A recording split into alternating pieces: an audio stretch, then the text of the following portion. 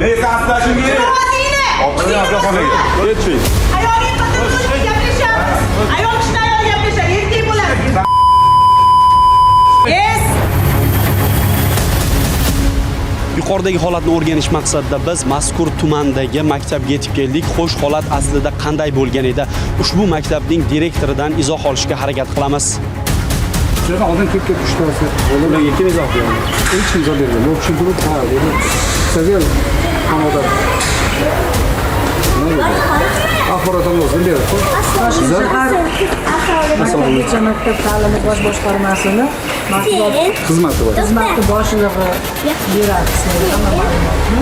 Ushbu maktab xodimlarining so'zlariga ko'ra, bugun direktor bu yerda emas va qandaydir yig'ilishga ketganligini aytishmoqda. Shu sababli ham biz maktab direktoridan izoh ola olmadik va ushbu janjalda ishtirok etgan ota-onani esa topishning imkoni bo'lmadi.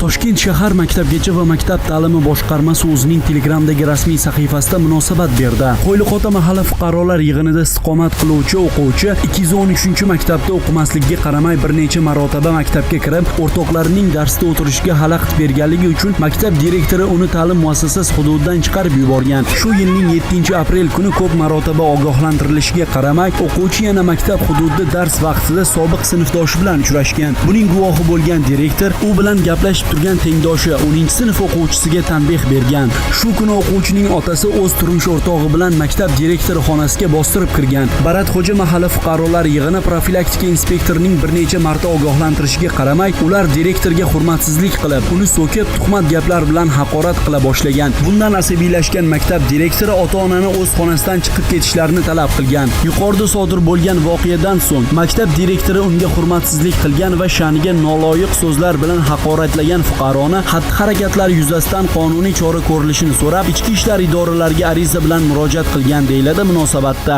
Mazkur holat yuzasidan Mirobod tumani Ichki ishlar organlari faoliyatini muvofiqlashtirish boshqarmasi tomonidan tergovga qadar tekshiruv o'tkazilmoqda. Tekshiruv yakuni bo'yicha qonuniy qaror qabul qilinishi ta'minlanadi. Ushbu holat bo'yicha sud jarayoni bo'lib o'tgach, yakuni bo'yicha navbatdagi dasturlarimiz orqali ma'lumot beramiz. Dovudxon G'ulomjonov, Nodir Rustamov, Muhammadali Mamajonov, Ovoza informatsion dasturi uchun Toshkent.